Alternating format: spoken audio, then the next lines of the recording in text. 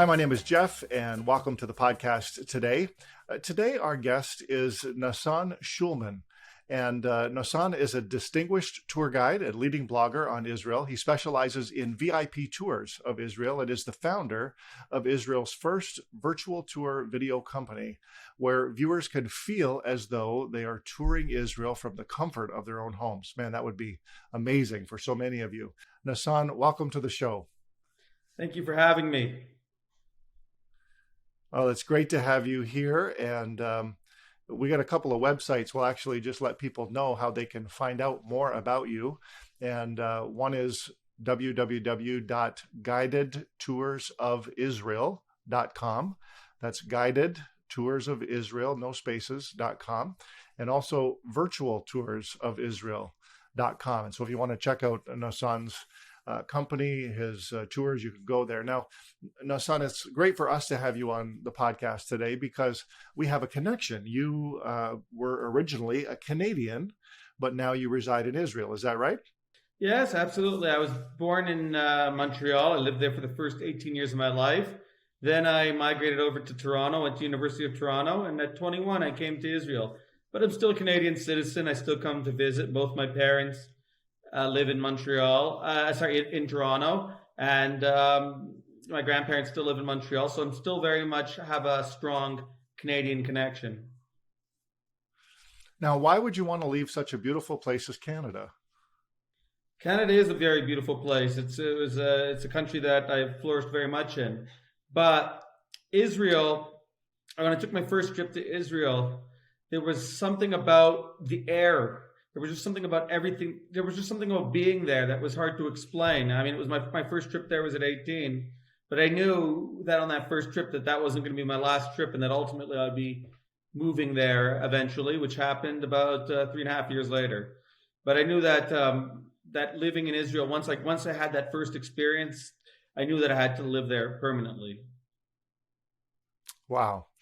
So just the fact of being there, the feeling that you had was why you made the decision to make Aliyah, as we say. That's incredible. And I understand, actually. I understand the feeling that you're talking about. I understand that something in the air.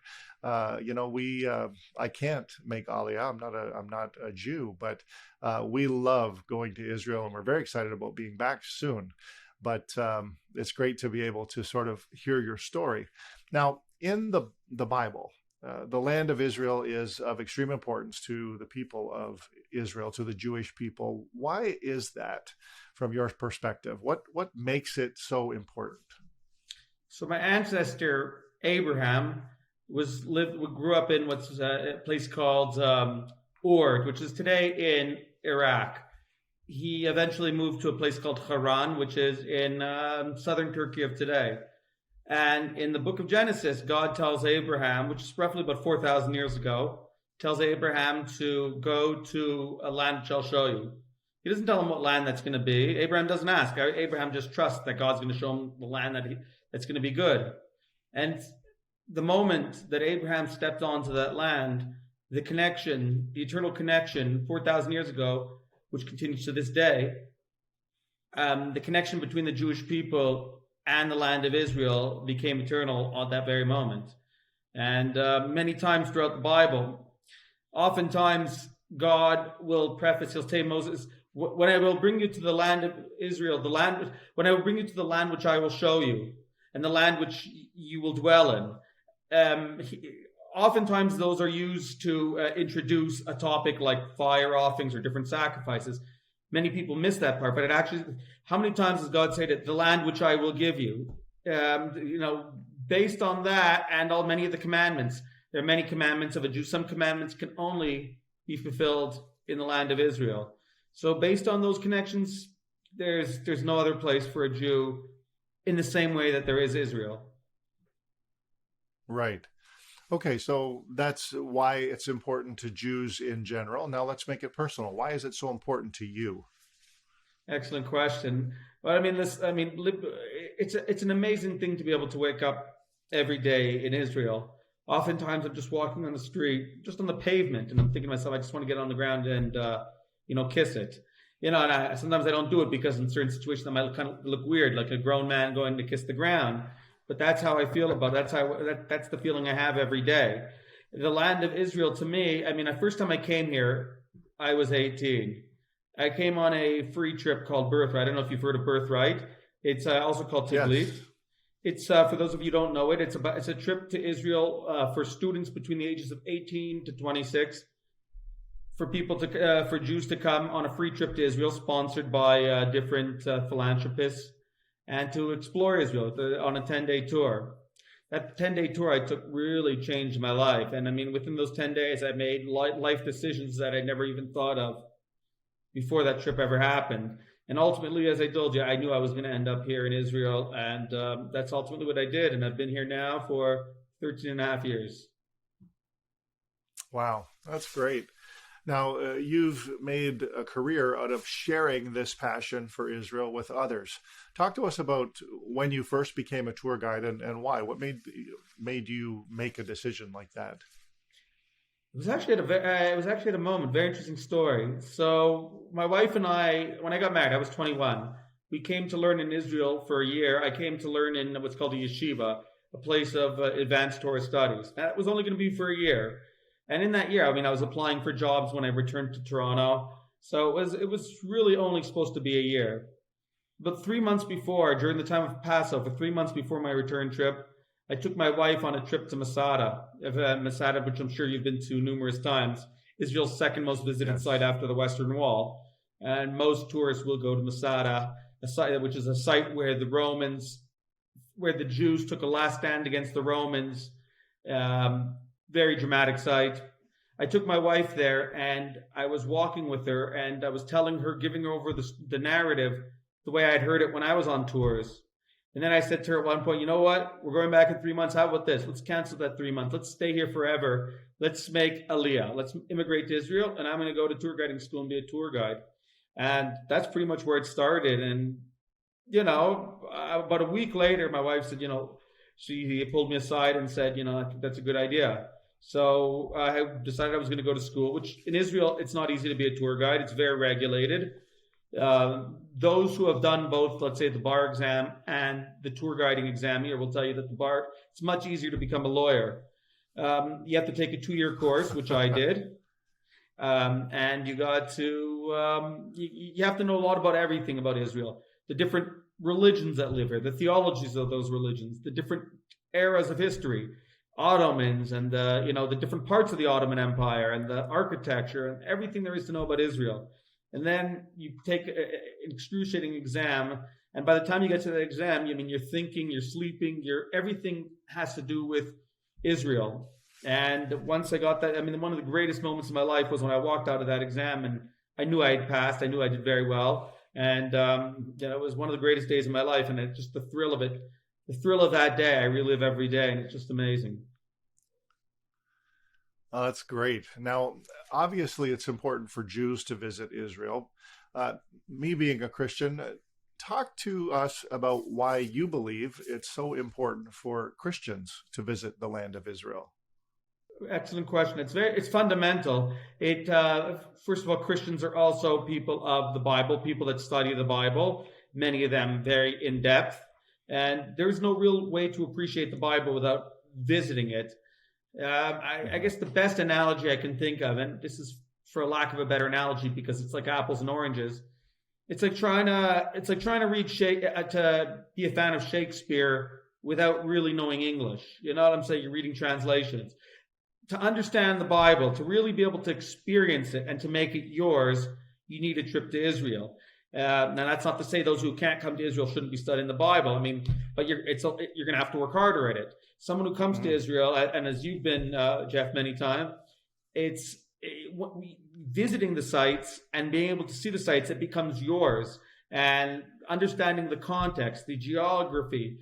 In terms of your studies, you think of questions that you wouldn't have thought of, in-depth questions that you want to learn about based on being here. You might say to yourself, wait a minute, something doesn't add up here. In this chapter, it's saying that Abraham was here. And in the next chapter, it's saying he was here. How does it work?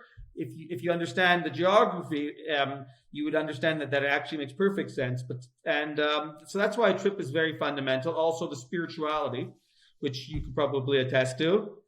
It's something that, as I mentioned before, as you confirmed, it's something that's always in the air.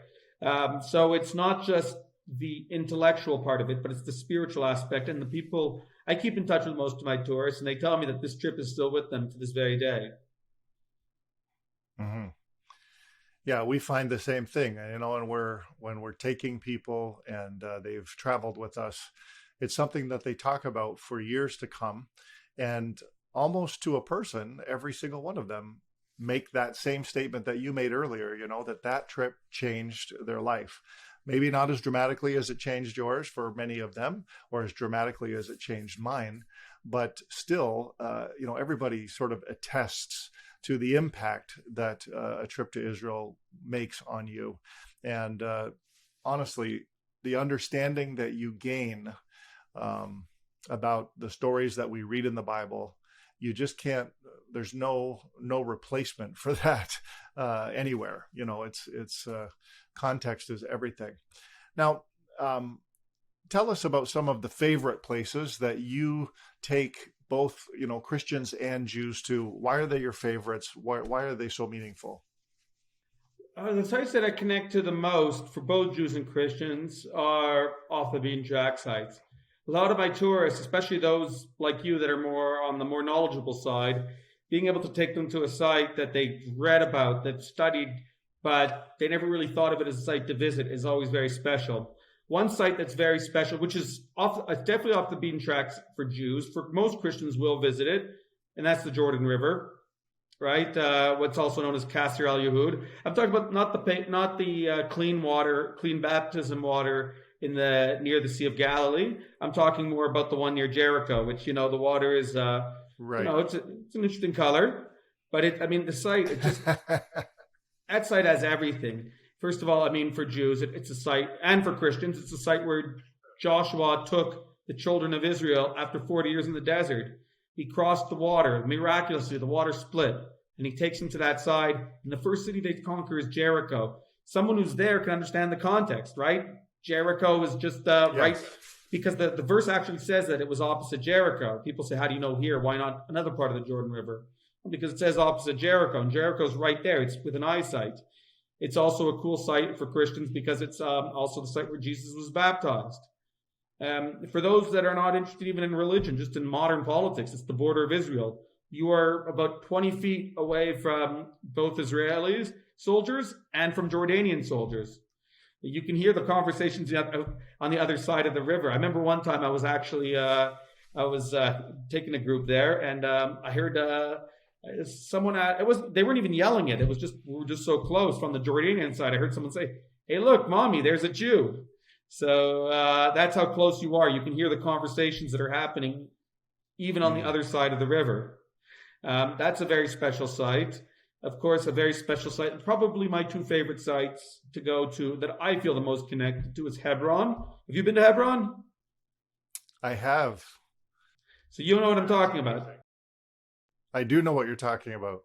Hebron had everything from politics. It's the first Jewish purchase recorded in history. Abraham buys it in the book of Genesis, right? It's the first Jewish purchase that's recorded, and since then also, the Cave of the Patriarchs. Actually, it's interesting. It says that Abraham paid money, and many Jewish commentators ask a question: why is Abraham paying money for something that belongs to him? Right? God had already given him chapters earlier a promise that it would go to his descendants. The answer is because no one should later claim that it was stolen. Right? Abraham bought that land, so no one should later claim that it was taken, in a way it shouldn't have been taken. And you could see the foresight there, because today it's a disputed site. So, that site is a very special, I would call it the second holiest site in Judaism outside the Temple Mount. And another site that I really like, besides Hebron, is not one that's very popular with Christians, though I sometimes bring groups there. I would say it's more popular with Jews, and that's the city of Sfat. It's a mystical Jewish city in the Galilee. Increasingly, I've been bringing more of my Christian tourists there because I've realized that even though it's more of a Jewish site, it's something that they appreciate. The views there are spectacular. The Yes. stories of the War of Independence, and it's a very a person, even a Jew or a Christian that stands there, feels a certain level of holiness that's not felt in even other parts of Israel. So I would say those are my three favorite places to guide, and also anywhere really in Judah and Samaria, the West Bank. There's so many great treasures. Yeah, I love Shiloh as well. That's an amazing It's city. Yeah, yeah, an amazing, amazing site. Now you talked about Sfat, and we went there for the first time on our last trip, which was over 2 years ago, or right around 2 years ago this time. And I think the thing that impressed me the most about Sfat is the modern day story of the war and the the alleged, I would say, or the reported miracle that happened there with with those loud guns. What was it, the Davidka the or Davidka, yeah, the weapon. It one of those that had a very strong bark, but not a very strong bite. It was a pretty useless weapon, but it had a right? frightening sound. Yeah, and it was just so many neat stories about how they were able to hold that position, and just really miraculous that that they were able to do that. So And what people don't realize is that holding on to Sfat was fundamental on keeping the state of Israel. This battle that you're mentioning happened about 3 days before Ben Gurion declared independence. Ben Gurion did it May 14th, 1948. This battle happened on May 11th, and Ben Gurion was kind of wavering. Should I declare independence? Should I not declare independence? And all eyes were on Sfat. Everything that happened in Sfat would matter. And then something miraculous happened. First of all, on the Arab radio, they started spreading a rumor that Jews were using nuclear weapons, which wasn't true, and it was meant to motivate the people there to fight. Um, Except it did the opposite. It made them frightened. And then all of a sudden, when they hear this Davidka, this terrifying noise, and then something really incredible happened. It started to rain, which historically in Israel, it doesn't rain between the Passover, which is usually in April, and Sukkot, which is usually in October. right, It's very rare to rain, but it started to rain just like it rained in Hiroshima and Nagasaki in Japan. So they said, wait a minute, they really are using nuclear weapons. So Israel was able wow. to take it over within a matter of hours, and because of that, there is a state of Israel. It's an amazing story. It is an amazing story, and I knew you would remember all the details. So thanks for filling that in for me. Absolutely. Um, we talk about favorite sites, and I just want to, a couple of the things that stand out to me when I'm in Israel. We love going on tours, and we love visiting all of the sites, and there are so many of mine, so many of them that are my favorites.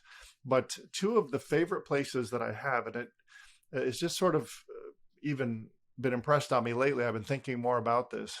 Two of my favorite places to visit are the Knesset, and then also just to walk by the City Hall on Jaffa Street in Jerusalem. Those municipal buildings are beautiful Sure. buildings there. And the reason I think that I love that so much is because it speaks of the modern miracle of Israel. It speaks of independence and freedom and democracy. And I think those two places, I really like to take people there and just help them to see, this is a great country, and it's governed well. It's equitable to all of its citizens. So many things about Israel that are just such an amazing country that people need to know more about it. I think, and I think those are also great places to take people. Absolutely. Great site. I also, another one you've probably been to that I think is very indicative of modern Israel is, have you ever been to Ammunition Hill? Yes, I have. Very important Six-Day Yeah, War battle site where basically Israel won Jerusalem in that battle. 32 Israeli soldiers lost their lives. But I mean, today people can walk the trenches and feel like they were there. Only about a few hours later, they liberated the Western Wall and the Temple Mount and all of Jerusalem. And then it became yeah, accessible to Jews and Christians. So, I mean, there's a lot of great modern sites like that in Israel that, the Knesset, the Ammunition Hill. There's so much, even for those that are not as that are interested in the Bible, but they're interested in more the history, the modern Israel. Those are great sites to visit. absolutely. Now, Nasan, you're a tour guide. For the last couple of years, that hasn't been a real great job to have. Tell us how you've survived. You did something very unique, founding Israel's first virtual tour video company. Talk to us about that journey and how it all came about. So it was an interesting story that, I mean, this whole thing with Corona happened really all of a sudden. I mean, before Corona hit, and I'm talking when I say before Corona hit, I'm talking about a day or two. Like it was almost as I can actually pinpoint the day where it really affected my life and most of my colleagues. It was towards the first week of March, and I mean, I was so busy with tours that I had tour guides work. I was doing on that last day. I had I took three tour guides, right? Myself and two other tour guides working for me with different groups. And then all of a sudden it was over. And the Hmm. best way I can describe it is using a biblical reference story with Joseph, right? Joseph is asked by Pharaoh to interpret his dream. He asks him, I had this dream about the cows and, and the seven ugly cows swallowed the seven great cows. And what gives about this? And he said, well, that's indicative of what's about to happen. Really, now we're in 7 years of plenty. And I can tell you the last 7 years in Israel where tourism, the sky was the limit. Then all of a sudden, Yeah. overnight, just like that, it was forgotten about. As Joseph said, he didn't just say it's gonna be a downturn. All the success, all the food, all the plenty that you had 7 years earlier, that's going to go away in a moment's notice. You're going to forget what happened. So now we have a problem. I mean, I have all these tourists that want to come, and it's not just about the livelihood. It's also about what about these people that need to have an Israel connection, especially now. I mean, now that people can't come and people's lives are being uprooted, they need Israel more than ever. So if I can't Yeah. bring them to Israel, I have to bring Israel to them. So how am I going to do it? I'm going to give them a tour, but I don't want it to be just something that anyone could do using your using a Zoom or an iPhone. I want it to be something where people felt they were actually there.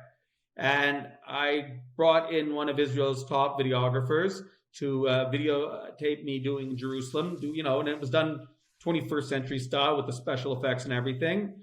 And we Yeah. walked the alleyways just like in a regular tour, right? One of the great parts of the tour isn't just the sites you visit, but walking between the sites, see, Yes. point A to point B, and stopping along the way. Maybe I see an olive tree. There's an interesting story, and yeah, and I was able to make it, and it did very well. Later on, I did a tour of Hebron, and yeah, I mean, it was just the feedback's been good. It's been watched by by thousands of people. I after that too, I had to start learning how to, I wanted people to I wanted the word to get out.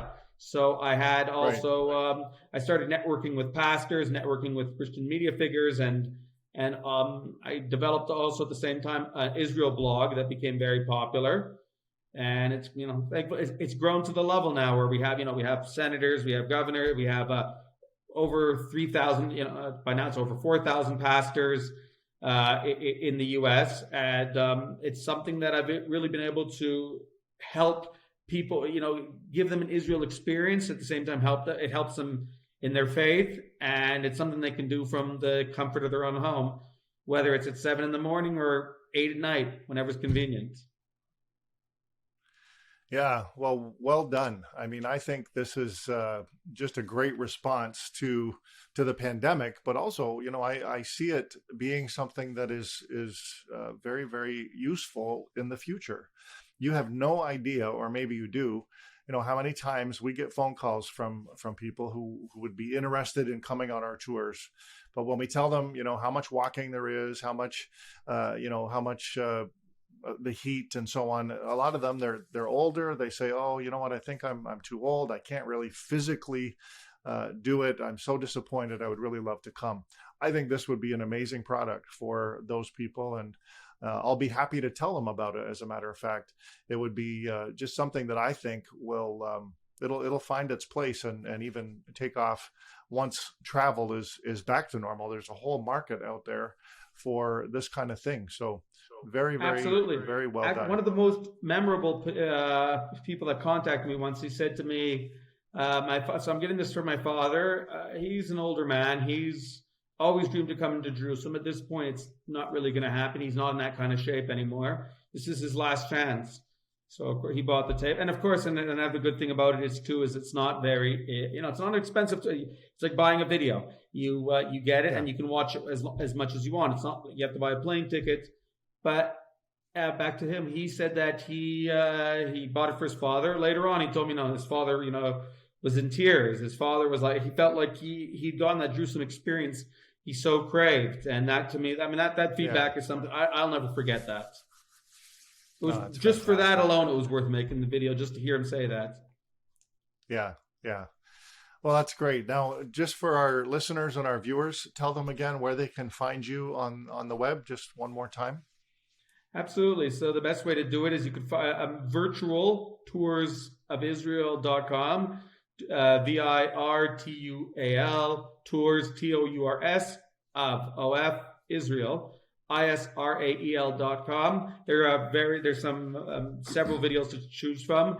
There are sample videos before you watch it. You can see a free sneak preview, and it's one of those things that when you buy it, you get a link. You can watch it right away, or you could save it for later, or even better, you can watch it now and then save it for later and watch it as many times as you want. I had one Methodist, really leading Methodist, one of the first people that bought the video. A leading Methodist pastor in New York, and he bought it, and he said that he's watched it several times, and now he's watching it in segments because he really wants to take it in. And he's told me, that he'd been to Israel twice, and he didn't feel a need to come back after those 2 times. But now that he's seen the video again, and he says he has to come back. So it's definitely something I recommend everyone do, whether you're Jewish, Christian, or just want or you're just a traveler, you would just want to have a nice experience. It's this virtual, and whether you're a scholar or whether you're someone who's new to all this, everyone will get something from it. Very good. Well, that's great, and wonderful for us to be able to share that with people that are watching and listening today. And Nosson, thank you for being on the podcast today. It's been great to have you with us. Absolutely. It's been a pleasure. Thank you so much for having me. First Century Foundations is excited to tell you that we have some great Israel Christian-related content coming up on our YouTube channel. Please subscribe by clicking the button below so you can stay informed. If you're already subscribed, thank you.